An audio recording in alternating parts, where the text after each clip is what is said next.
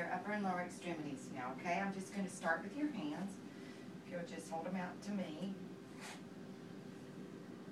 Her temperature is normal. Her hands are neither too warm or too cool.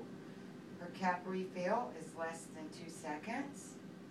She has no lesions or scars on her hands or on her arms. Her arms are symmetrical bilaterally. I'm just going to feel your pulse now, okay? I would describe her pulses as radial pulses as +2. And I'm going to feel your brachial, okay? And that one +2. And that one +2. Now I'm going to attempt, just act like you're shaking my hand, and I'm going to attempt to feel the pulse in here, okay? It might hurt a little bit, I'm sorry. It probably will hurt a little bit. And I don't feel it, and it could be me, I'm sure it's not you, but I am going to attempt it on this side. This is your trochlear.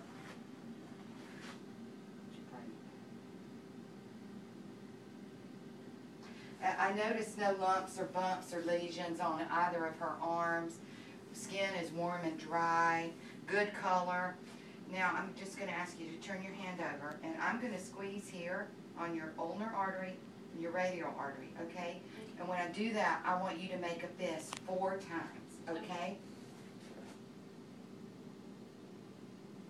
This is called the modified Allen's test. Now open it up. Her hand is white but blanchable. I'm going to release the ulnar artery, and her hand turned back pink in probably less than 1 second. But you certainly want it to turn pink in less than 2 or less. So obviously you have great blood flow, which is great. Now we're going to move on from there, and we're going to do your lower extremities. So again, I'm going to help you lie down, and I'm going to keep her covered. And I'm just going to pull your socks off, okay? Oh, nice polish.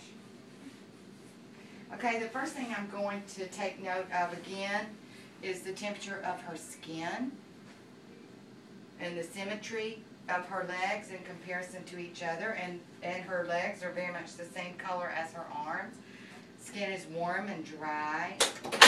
No pulsations, no lesions noted. So I'm going to test her legs for calf tenderness. Now what I'm going to do is just bend your knee slightly, and I'm going to press this muscle toward me, and you tell me if it's painful or tender. Is it? No? Okay, let's try this leg. Any? No. All right. So from there, I'm going to palpate her pedal pulses lightly with 2 fingers, very lightly on the feet. You usually don't need a lot of pressure. And I would describe that as a +2.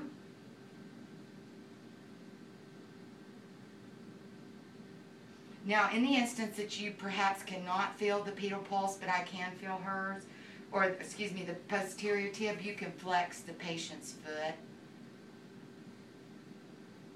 And I can easily feel hers at a +2.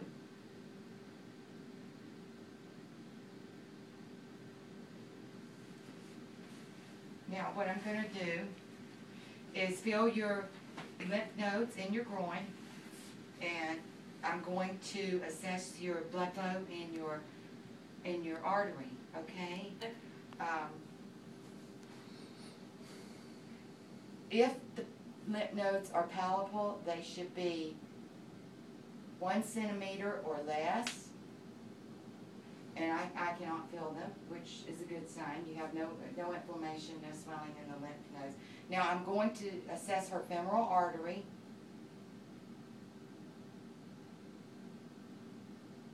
And again, it's very normal. I would describe that as also +2.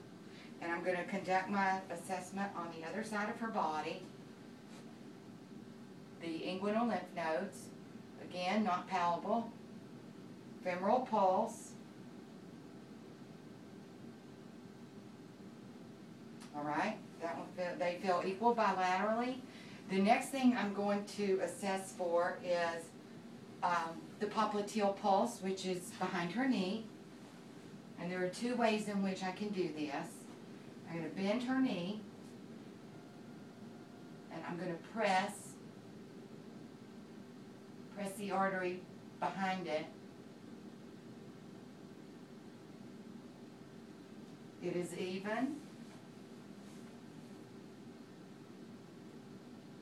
Now, if I cannot feel it this way, which I can feel hers, I would ask her to turn on her stomach, which you don't have to do this, and I would take her foot slightly up toward her backside, and then I would wrap my fingers around her knee in the reverse of what I just did, where I had my thumbs on her kneecap. I would reverse that and possibly be able to palpate from the other position. So after that, of course, I'm going to check her for edema.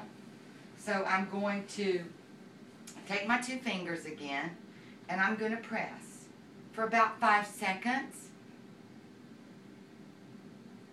And as I lift my fingers, I should not see an indentation in her skin. I do not. If I did, that would be described as non-pitting or pitting on a scale of 1, 2, 3, 4, or +5. And edema is very common in the heart failure patient, not only in the lower extremities, but also in the abdominal region, and also it can be found in the upper body as well. It's not unusual for someone, even nurses, at the end of a long day, a long shift, to experience lower extremity edema. If the edema does not resolve with rest, that's when you should probably see your doctor. And she has no presence of edema in either extremity. Now, one thing that I failed to mention earlier, I would like to go back and take note of, especially as I'm, again, looking at her lower extremities. If Michaela were a diabetic, or your patient is a diabetic, you would very possibly, about 95%, depending on the age of the patient as they age, you would notice skin changes in the diabetic patient. Arterial and deficiencies, you might notice lesions, foot ulcers, ill-fitting shoes. They don't know sometimes that they've even hurt themselves. So as a practitioner, it's always a good idea to examine the foot, particularly of the diabetic patient, and to talk with them about the care of their feet, because that can be detrimental to their health. They could get a wound there that tunnels and goes on, and you really can't ever get healed up. So Michaela's assessment is basically benign, so we will let her get off the table and go on with her day.